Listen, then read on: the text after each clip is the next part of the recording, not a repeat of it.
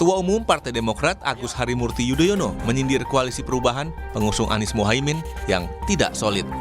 Agus Harimurti Yudhoyono mengatakan Partai Demokrat bakal hancur lebur bila masih berada di koalisi yang lama. Coba kita masih di tempat yang lama. Hancur lebur, betul?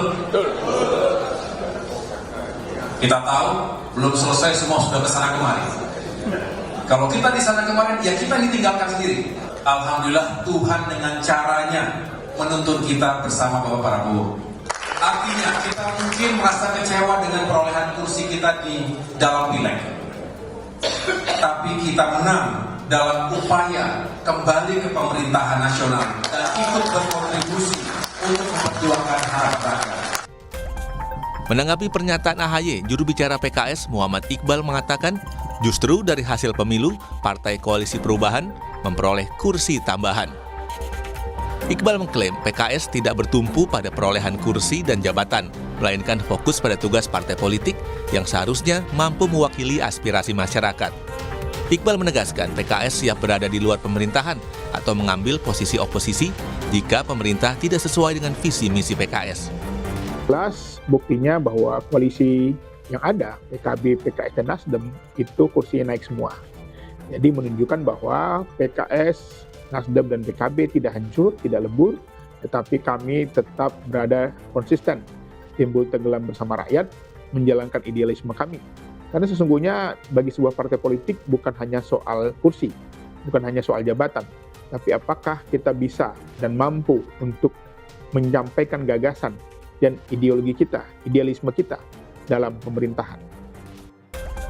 Tidak hanya PKS, anggota koalisi perubahan yang lain yakni PKB membantah pernyataan Agus Harimurti Yudhoyono yang menyebut Demokrat akan hancur lebur jika masih berada di koalisi perubahan. Wakil Sekjen PKB Saiful Huda menyebut partai politik yang bergabung di koalisi perubahan mendapatkan kursi tambahan. Bahkan jika Demokrat tetap di koalisi, diprediksi juga mendapatkan kursi tambahan. Terlalu jauh karena begini, ada fakta di mana yang disebut hancur lebur itu sebenarnya tidak terjadi. Perolehan kursi PKB naik 10 kursi, Nasdem 10 kursi, PKS nambah 3 kursi. Saya membayangkan kalau Partai Demokrat tetap menjadi bagian dari koalisi bisa nambah juga. Secara mengejutkan, Nasdem menggandeng Muhaimin Iskandar, Ketua Umum PKB, menjadi calon wakil presiden mendampingi Anies Baswedan. Demokrat yang kecewa dengan putusan yang dirasa sepihak itu akhirnya bergabung dengan Koalisi Indonesia Maju yang mengusung Prabowo Gibran hingga memenangkan kontestasi Pilpres 2024. Tim Liputan Kompas TV. Saudara, beberapa hari yang lalu, Ketua Umum Partai Demokrat Agus Harimurti Yudhoyono menyindir koalisi perubahan yang dibilangnya tidak solid. Bahkan jika Demokrat masih berada di sana, bisa saja hancur lebur katanya. Benarkah koalisi perubahan kini tidak solid, terlebih kekalahan pasangan Amin di Pilpres, dan bagaimana analisis politik pernyataan AHY jika Demokrat bakal hancur lebur? Pagi ini kita akan bahas dengan sejumlah narasumber. Di antaranya ada melalui sambungan Zoom, ada politisi senior Partai Nasdem Bestari Barus dan juga analis politik sekaligus Direktur Eksekutif Lingkar Madani Ray Rangkuti. Selamat pagi Bapak-bapak. Pagi Bung. Selamat pagi. Ya, nanti juga akan bergabung menyusul dari Partai Demokrat ada Kepala Badan Komunikasi Strategis Bakomstra Partai Demokrat, tapi nanti akan segera bergabung dengan kita semua. Saya akan ke Pak Bestari dulu. Ini mungkin pernyataannya Mas AHY melihat ya dinamika politik yang belakangan terjadi mungkin ya. Karena ada pergerakan di saat Partai Nasdem menerima kehadiran Ketua Umum Partai Gerindra Prabowo Subianto. Nah, analisis Anda soal ini atau respons Anda soal ini bagaimana Pak Bestari? Ya, saya kira apalagi yang mau direspon ya. Hal yang mengatakan seorang ketua umum partai mengatakan akan hancur lebur. Kurang daripada hancur lebur, partai politik adalah kursinya berkurang. Gitu. Nah, kalau kursinya bertambah dikatakan hancur lebur kan gimana gitu. Nah, kemudian yang ternyata yang terlihat adalah justru Partai Demokrat eh, kehilangan 10 kursi kalau nggak salah Hmm, saya. Ya. Ya, itu bukan satu tanda hukuman daripada masyarakat secara langsung, sehingga mengakibatkan tergerusnya 10 kursi. Ya ini apalagi namanya gitu. Baik. Ya ada satu keanehan gitu. Ya, Ingin ya. menghibur diri, ingin menghibur mungkin apa namanya anggota, Hmm, tetapi menyampaikannya dengan cara yang anomali gitu. Oke. Menurut saya itulah gitu. Baik. Ini Bung Herzaki juga sudah bergabung dari Partai Demokrat. Selamat pagi, Bung Zaki. Oh iya, pagi. Ya, kata Pak Bestari tadi ini ingin menghibur kader Partai Demokrat di saat buka puasa bersama kemarin Mas AHY, tapi kok jadinya anomali karena sebenarnya yang kehilangan banyak kursi Partai Demokrat. Respons Anda bagaimana, Bung Zaki? Ya, memang ini menjadi PR bagi kita semua gitu. Ya. Bagaimana politisi-politisi hari ini, misalnya ya tokoh-tokoh nasional hari ini kurang baca gitu. Agak-agak malas baca gitu. Mhm. Jadi seringnya hanya mau baca judulnya saja, tapi tidak mau menyimak apa sebenarnya yang disampaikan. Ya. Seringkali kami mendengarkan komentar-komentar gitu terhadap apa yang disampaikan oleh Mas AHY, Mhm. tapi sebenarnya yang kami ingin tanyakan pertama kali, memang sudah mendengarkan videonya secara utuh gitu. Oke. Kan begitu? Iya. Oke. Nah, ini kelemahannya kita. Jadi hanya mendengarkan sekilas lalu merasa tahu dan mengerti. Nah, ini yang menjadi PR nih kita. Jadi esensinya apa Makanya yang kelemahan disampaikan Mas politisi. AHY itu secara utuh, Bung Zaki? Jelas Aha. kalau misalnya mendengarkan sedikit saja, Mhm. sedikit saja. Hmm. Setelah bicara mengenai hancur lebur, itu pasti akan tahu esensinya. Wah, katanya kalau kita masih di koalisi lama, hancur lebur kita. Bisa-bisa kita Oke. ditinggal. Ya, setelah kalah ditinggal gitu. Setelah kalah di pilpresnya kalah, itu ditinggal. Itu aja gitu Oke. esensinya gitu. Jadi kita bahas pilpres gitu. Hmm. Sederhana sekali. Yang dibahas satu pilpres Mhm. dan yang kami bicarakan, yang ketum kami sampaikan, Mas Ahy itu adalah kita ditinggal. Gitu loh. Oke. Bisa-bisa kita ditinggal sendirian. Kan begitu. Mhm. Jadi lebih kepada kontemplasi, lebih kepada refleksi gitu. Bersyukur. Oke. Kok di Pak Prabowo ini kita kompak ya, kebersamaannya luar. Mas Ahy sampaikan kita bersyukur hari Oke. ini nggak mudah situasinya buat kita waktu itu, bagaimana kita membangun kebersamaan selama setahun lebih misalnya kan, lalu kemudian di momen-momen menentukan malah kemudian mengalami perlakuan yang sangat tidak enak dan tidak menyenangkan. Tapi ya kami nggak mau bahas itu lagi karena Mas Ahy di pidato itu pun tidak bahas itu. Ya. Tidak mengalami ini, nggak ada. Udah kita udah lupakan. Tetapi yang satu hal yang bilang kita bersyukur gitu. Jadi Nah ini ya. kan rasa syukur gitu loh. Jadi kalau kemudian yang saya bingung nih begini nih tadi baca judul, dengar Oke. sekilas, lalu merasa Baik. mengerti. Ya, itu yang bingung saya. Yang Baik, jadi kedua dibahas ya. pilpres, ini loh, Mas. Yang dibahas di pilpres. Oke. Kemudian sibuk bahas pileg. Nah yang ketiga Aha. orang bahasnya mengenai Demokrat kok. Nasibnya Demokrat. Kalau Hmm. kami masih bertahan, hancur lebur kok kami. Itu loh kalau kami masih bertahan. Jadi bukan bahas nasib partai lain gitu. Oke. Dan kami nggak membahas pilihan sikap partai lain. Kan masing-masing ya, kalau misalnya saya dengar kayak Pak Jazuli misalnya dari PKS menyampaikan, ya tiap partai punya pilihan masing-masing dia bilang. Hmm. Ya benar, memang seperti itulah. Dan kami hari ini bersyukur alhamdulillah Oke. Demokrat di Pak Prabowo kita menang pilpres. Ini yang menjadi yang utama di kita. Karena memang kalau kita bicara mengenai pileg, ada yang bilang kita turun segala apa. Satu, suara kami naik Mas dari 10 juta menjadi 11 juta.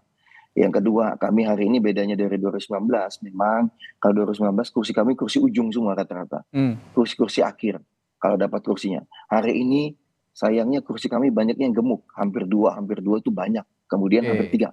Bahkan ada. Nah ini yang memang perbedaannya. Hmm. Kemudian yang ketiga memang nggak mudah memang. Pada saat kita sudah menjalin kebersamaan dan sepanjang bertahun-tahun dikenali dengan segmen tertentu gitu pendukung kami.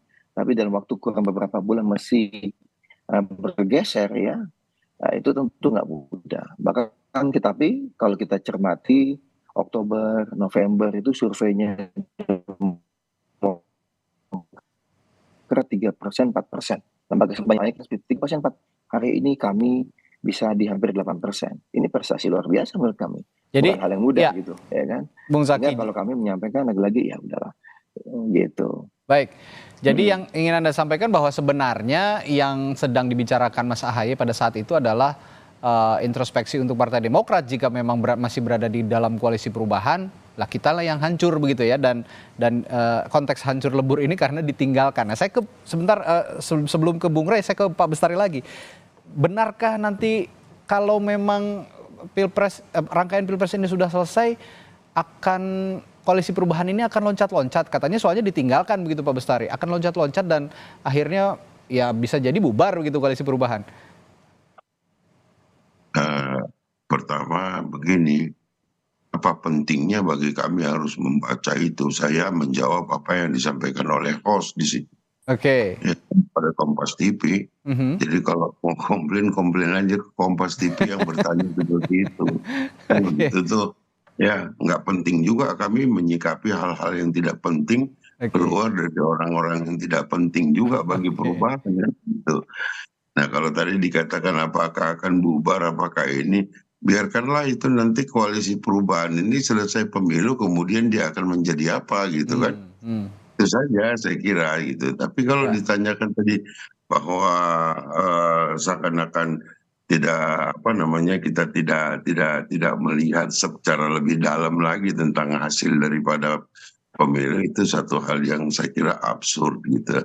Yang jelas kita menikmati pada hari ini di koalisi perubahan bahwa kita kemudian mendapatkan hasil atau kebaikan daripada masyarakat karena keberadaan kita yang tidak mencela-menceli. Saya kira itu. Baik.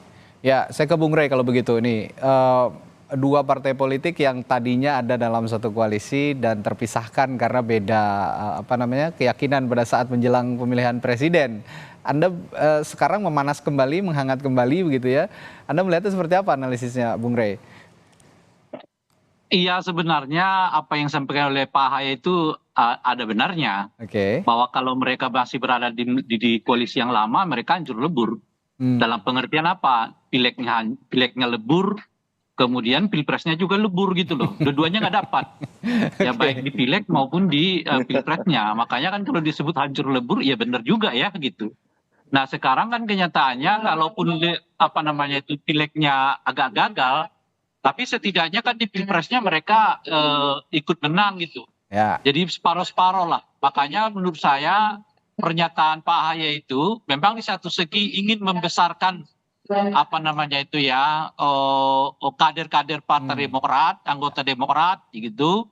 Sekaligus sebetulnya ingin juga menjawab banyak kritik yang mulai disampaikan, ya setidaknya kita dengar juga di internal Partai Demokrat yang menyebut kok Demokrat begini amat ya gitu ya.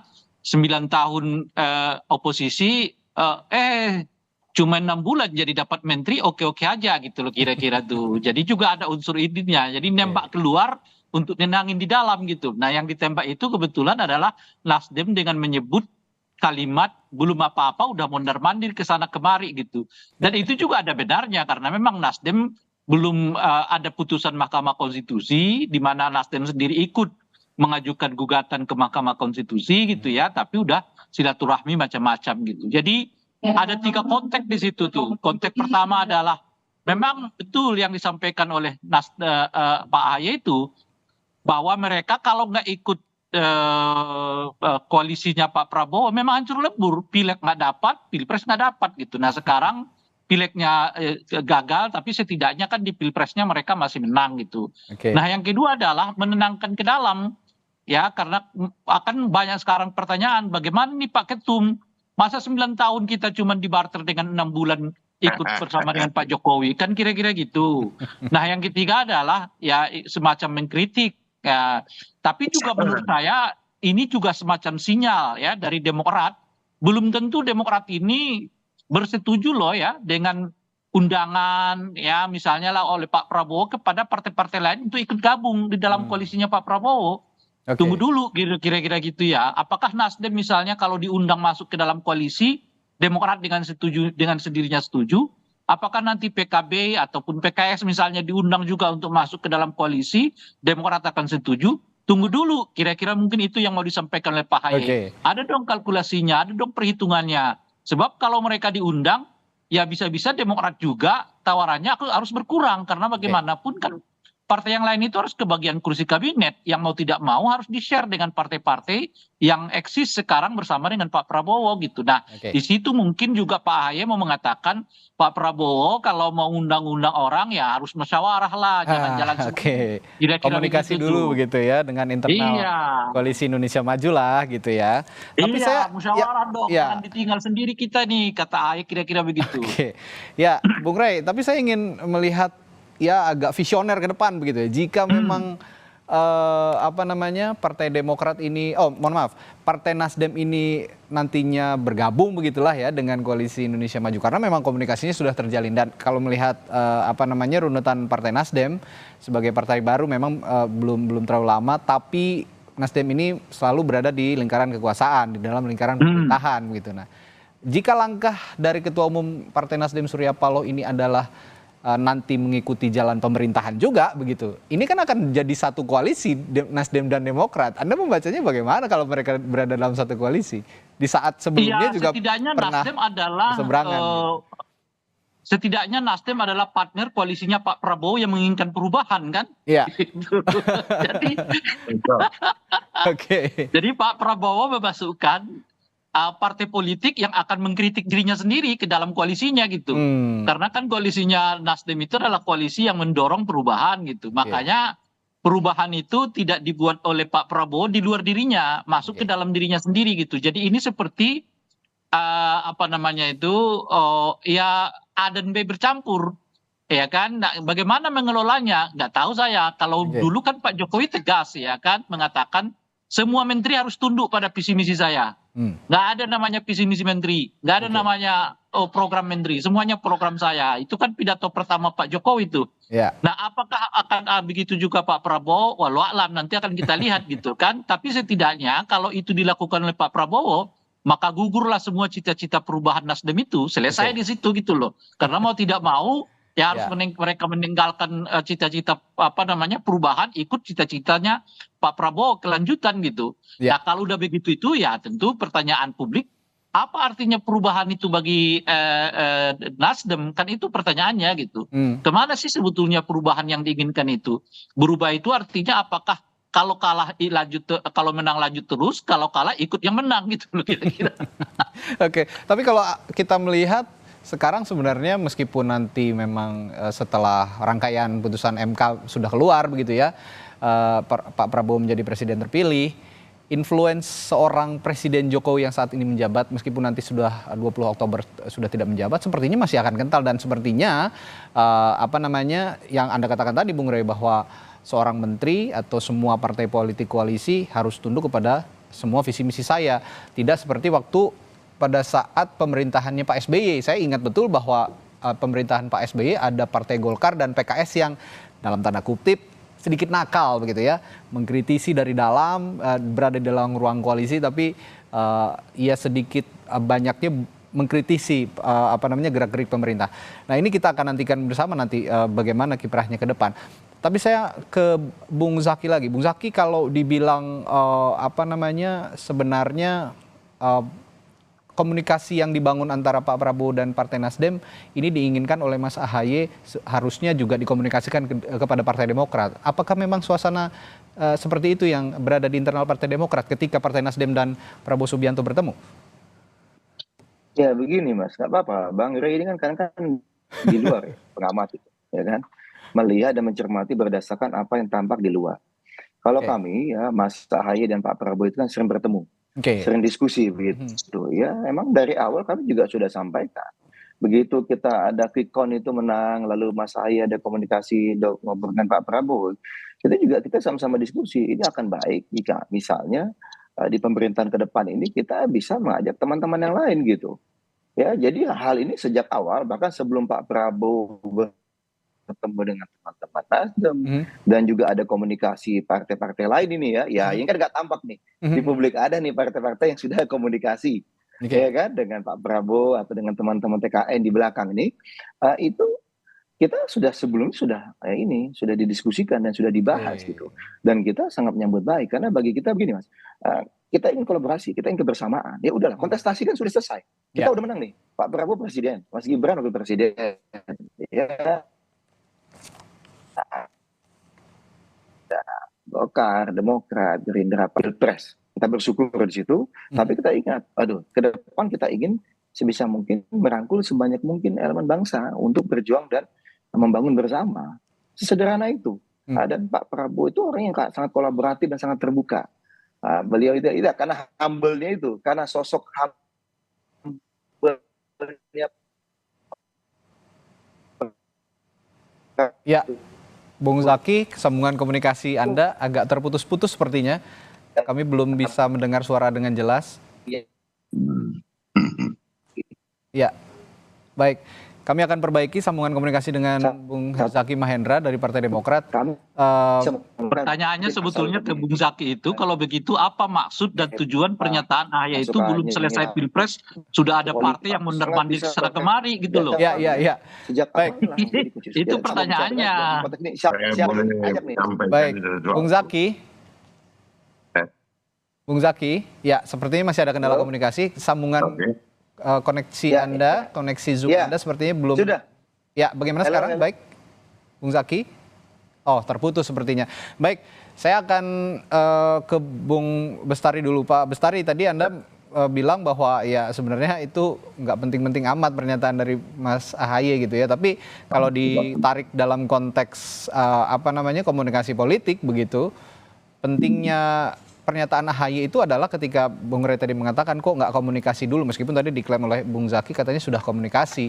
Nah, Anda melihat komunikasi politik yang disampaikan AHY sejauh ini dalam konteks komunikasi politik ya tentunya, ini seperti apa, Pak Bestari?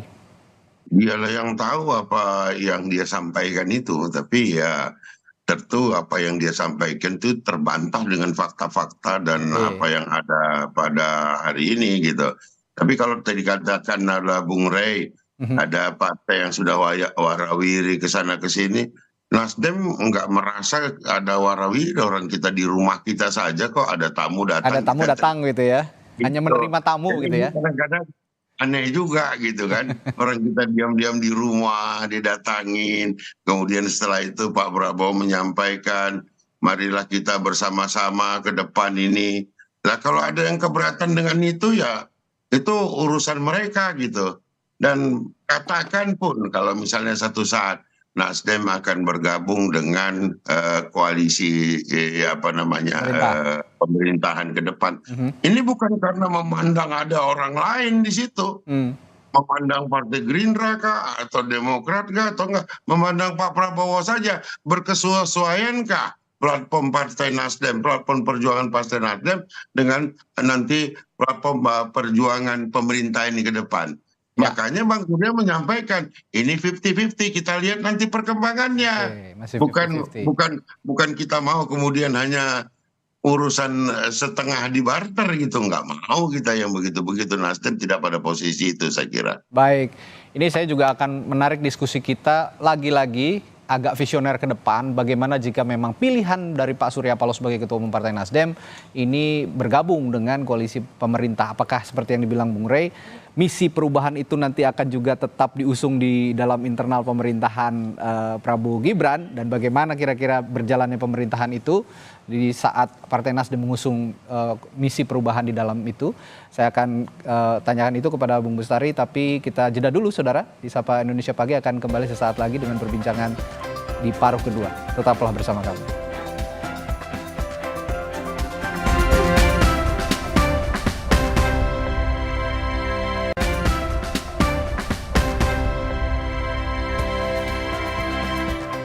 Kembali di Sapa Indonesia Pagi, di paruh ini sebelum saya tanyakan ke Bung Bestari soal pertanyaan yang agak visioner tadi yang saya bilang, bagaimana jika memang Partai Nasdem berada di internal pemerintahan dan tetap mengusung koalisi perubahan, akan seperti apa jalannya pemerintah. Tapi saya akan beri kesempatan lagi untuk Bung Zaki tadi yang sempat terputus. Silakan Bung Zaki, yang Anda sampaikan tadi sempat terputus bahwa apa yang dimaksudkan dari pernyataan Mas AHY ini. Silakan Bung Zaki.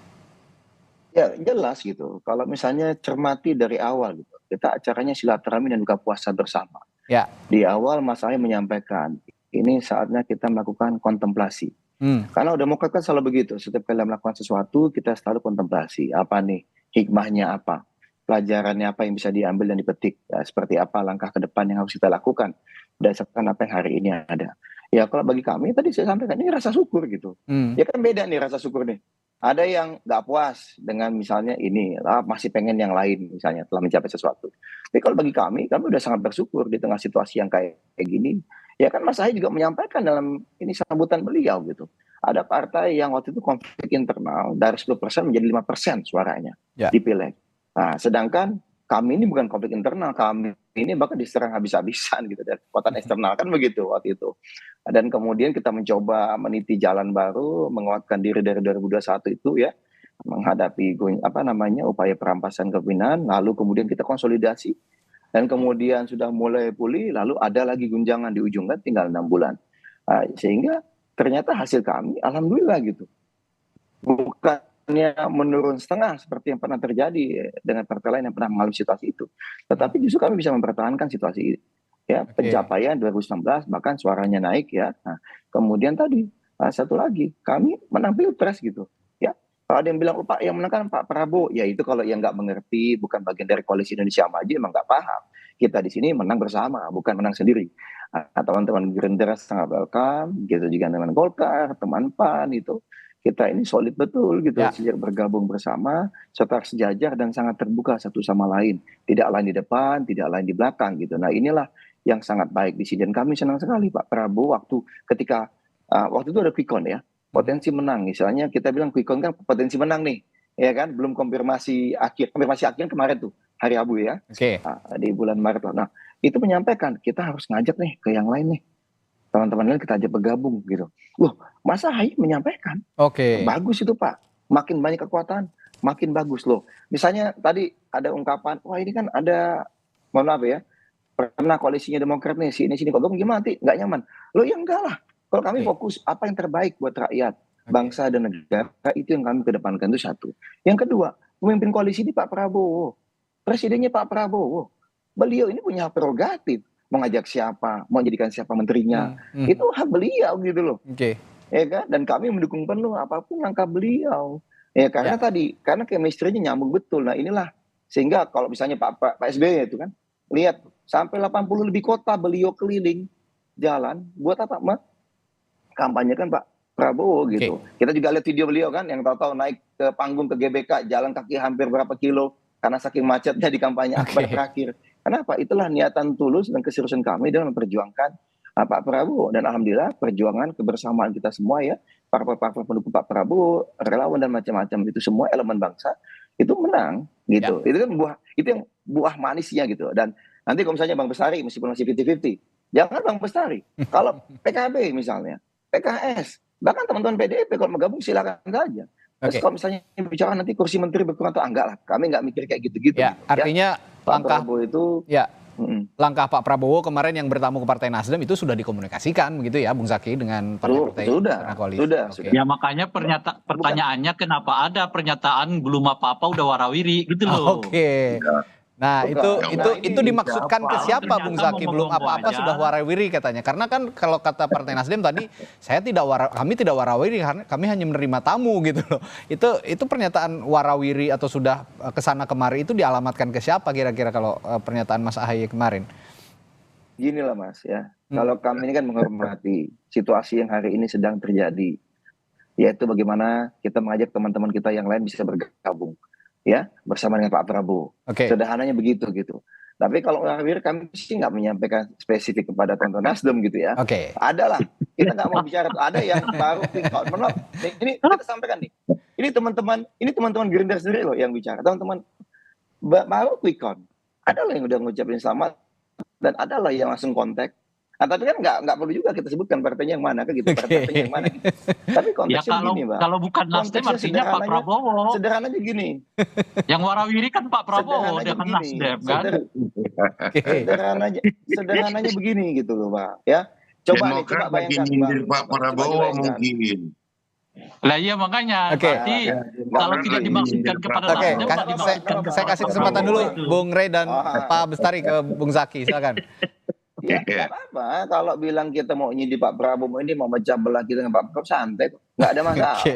Beda ini Pak Prabowo dan Enggak Mas juga Ahaye harus ini duduk dipecah bareng belah. biasa di belakang santai gitu ya. Oke. Jadi kalau ada yang lain ya, karena jelas kita hari ini adalah duduk bareng dengan Pak Prabowo. Kita sudah berjuang dan berkeringat bersama Pak Prabowo gitu. Ya, bukan ujuk-ujuk udah menang baru mau ini itu enggak. Tetapi ingat semangatnya itu luar biasa Pak Prabowo kolaboratif. Itu yang kita dukung betul. Makanya jangankan Nasdem, PKB, PKS, PDIP, P3, partai-partai lain, ayo gitu. Karena bagi kami yang penting apa janji, visi misi program kami yang telah kami sampaikan ketika kampanye kemarin bisa dilaksanakan dalam 5 tahun ke depan dan rakyat mendapatkan manfaat sebesar-besarnya.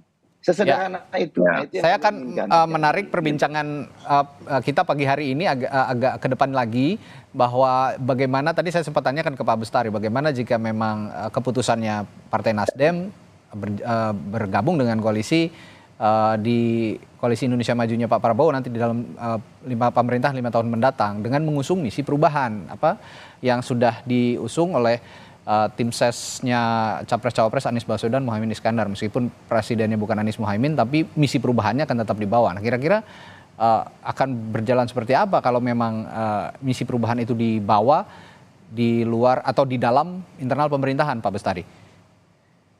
Ya, pertama jangan dulu berpikir bahwa Nasdem itu akan bergabung atau tidak bergabung, itu tidak menjadi prioritas bagi Nasdem pada prioritasnya hari ini. Adalah? Jangan juga kemudian Demokrat menganggap akan paling depan, nggak masalah kami akan terima. Yang akan menerima kan Pak Prabowo gitu. Kalaupun Nasdem mau dengan tawaran atau apapun itu nanti yang diberikan kepada kita.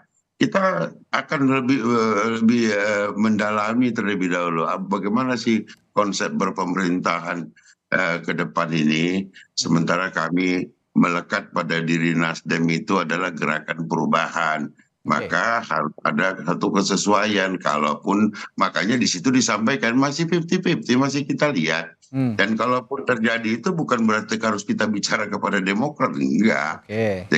Saya kira itu urusannya berbeda gitu ya. Nah, akan seperti apa? Nanti masih panjang ini waktunya ini, masih Oktober. Setelah pelantikan selesai dulu MK, kemudian tahapan berikutnya baru bicara tentang hal-hal lain yang sekarang sedang kita bicarakan ini gitu.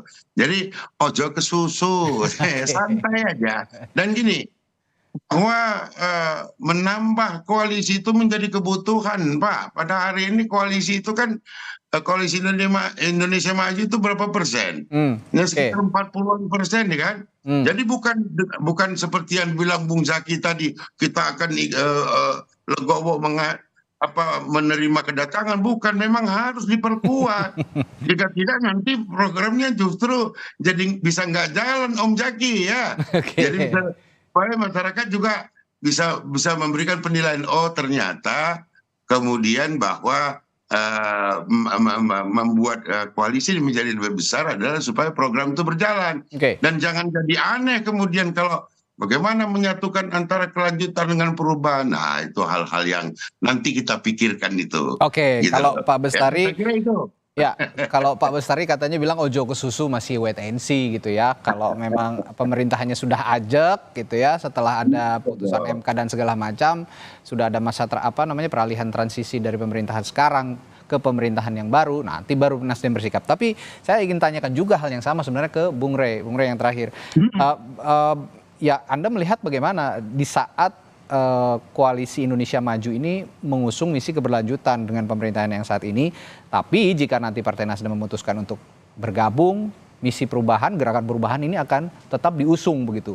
Apakah nanti nggak situasinya nggak akan berbentrokan dengan misi keberlanjutan tadi? Kira-kira akan seperti apa pemerintahannya jika Nasdem bergabung, Bung Rey? Ya nggak bentrok karena visi perubahannya udah hilang. Yang ada adalah visi keberlanjutan bersama dengan Pak Prabowo. Melebur ya? Lebur, dah Oke. selesai di situ. Berubah itu ya sampai sebelum koalisi. Kalau udah ke koalisi ya lain lagi cerita. Ikut kelanjutan berarti gitu kan. Oke. Nah, Enggak tadi juga. Kalau Nggak juga kata Pak Bestari begitu tuh. Berkoalisi itu adalah menyatukan visi dan misi ke depan. Oke. Bukan kemudian harga mati kalau kalian mau ikut-ikut. Enggak, makanya disampaikan oleh Bang Surya. Nantilah kita lihat itu. Nanti katanya. Oke, dilanjutkan Bung Rey, bagaimana? iya, kalau itu artinya juga kalau kemudian masih ada tawar-menawar ya kelanjutannya Pak Prabowo yang harus dikoreksi. Oke. Jadi salah satu di antara keduanya harus dikoreksi gitu. Nah, apakah berarti misalnya IKN-nya tidak lanjut, misalnya gitu ya, Oke. dan sebagainya sebagai bagian dari kelanjutan itu kan, bisa Oke. boleh jadi karena pengusungnya adalah yang masuk itu adalah Nasdem. Nasdem kemarin itu bersama dengan Pak Anies mengatakan akan memikirkan kelanjutan IKN, ya dalam bahasa yang lain belum tentu itu dilanjutkan begitu. Nah, boleh jadi tawar-menawarnya di situ. Oke. Jadi mungkin Pak Prabowo setuju dengan Nasdem untuk tidak melanjutkan IKN, ditunda saja begitu ya, dan sebagainya. Jadi apapun di antara keduanya itu harus ada yang melebur gitu. Oke. Ya kan, apakah Nasdem yang akan melebur ke kelanjutan atau kelanjutan yang akan melebur kepada perubahan gitu. Baik. Nah, cuman kalau ditanya misalnya politiknya nih dari kata-kata 50-50 itu gimana lihatnya gitu. Nah, istilah saya itu 50-50 itu artinya 50 positif, 50 negatif gitu loh. Oke. Bagaimana artinya Positif itu positif negatifnya? 50 positif itu artinya bergabung, Oke. 50 negatif itu artinya di luar gitu. Wah. Artinya potensi untuk bergabungnya Nasdem ke koalisi Pak Prabowo ini kuat sekali, tinggi sekali gitu.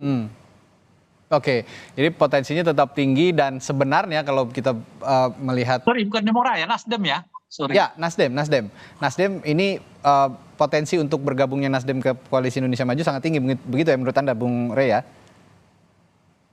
Kenapa? Potensi bergabungnya Nasdem ke koalisi Indonesia Maju bersama Pak Prabowo cukup tinggi begitu ya? Memang Tinggi. Oke.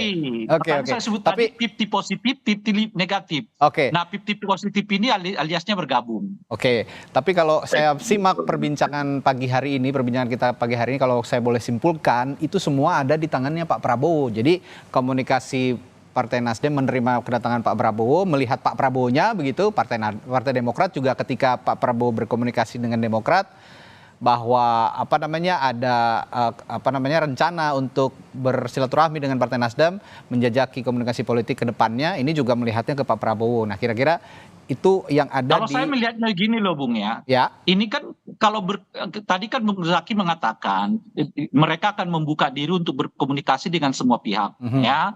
Artinya sebetulnya Pak Prabowo asumsinya nih tidak hanya berkomunikasi dengan Nasdem, tapi juga berkomunikasi dengan PKB, berkomunikasi dengan PKS, berkomunikasi mungkin dengan PDI.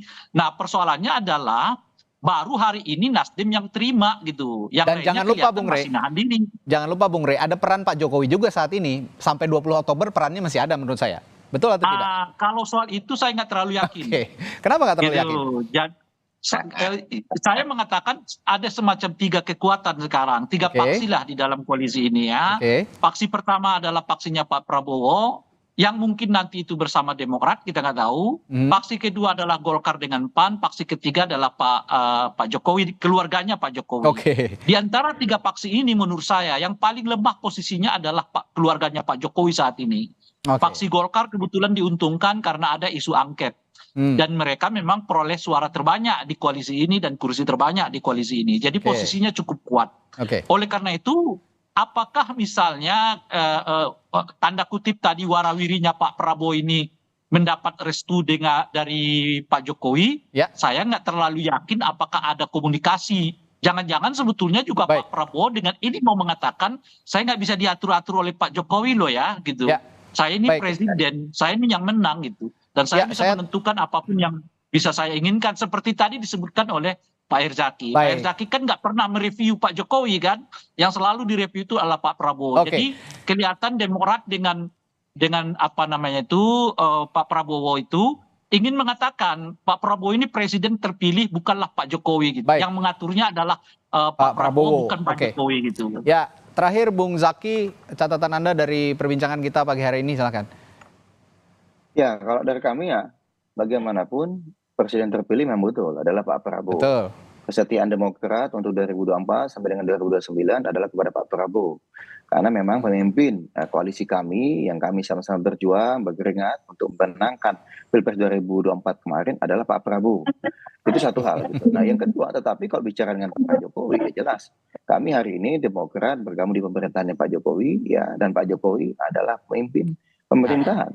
Sehingga hari ini ya Demokrat tetap apapun komunikasinya juga dengan Pak Jokowi gitu ya, terkait dengan tugas tanggung jawab Mas Ahaye di ATR dan BPN ini dalam waktu yang tinggal 7 bulan ini gitu. Baik. Dan bagi kami melihat sangat baik ya ke depannya kalau misalnya teman-teman ya Pak Prabowo mengajak teman-teman parpol di luar Koalisi Indonesia Maju untuk bisa bergabung, lalu teman-teman dari luar Koalisi Indonesia Maju berkenan untuk bergabung bersama, ayo kita bangun bangsa ini. Nah, silakan gitu. Tetapi jika misalnya teman-teman pun memilih langkah lain, bagi kami itu juga baik untuk demokrasi. Yang pasti kalau Demokrat, pemimpin Koalisi Indonesia Maju adalah Pak Prabowo. Baik. Presiden terpilih adalah Pak Prabowo. Siapa yang diajak bergabung di kabinet, siapa yang diajak bergabung ke koalisi ini, ya, itu adalah bagian dari bagian Ya. dari rekonsiliasi yang dibangun juga oleh Pak Prabowo. Dan akhir-akhir ini hari-hari terakhir ini bahwa kita melihat adanya pernyataan-pernyataan dari para politisi gitu ya, dari pemimpin-pemimpin partai politik, itu adalah bagian dari komunikasi politik sebenarnya, proses dinamisme politik menuju pemerintahan yang baru. Nah, ini menarik dinamikanya seperti apa, kita ikuti langkahnya sama-sama, baik dari Partai Nasdem, Partai Demokrat, apakah nanti mereka akan menjadi mitra koalisi atau tidak. Ini komunikasi yang dibangun selama rentang waktu hampir 6 bulan ya, hingga 20 Oktober, ini menarik untuk kita tunggu. Terima kasih Kepala Badan Komunikasi Strategis Bakomstra Partai Demokrat Herzaki Mahendra Putra. Sama-sama. Lalu politisi juga Partai Nasdem Bestari Barus, dan Bestari. analis politik sekaligus Direktur Eksekutif Lingkar Madani Ray Rangkuti telah berbagi perspektifnya pagi hari. Sampai ketemu. Sampai ketemu lagi, sehat selalu Bapak-bapak. Terima kasih.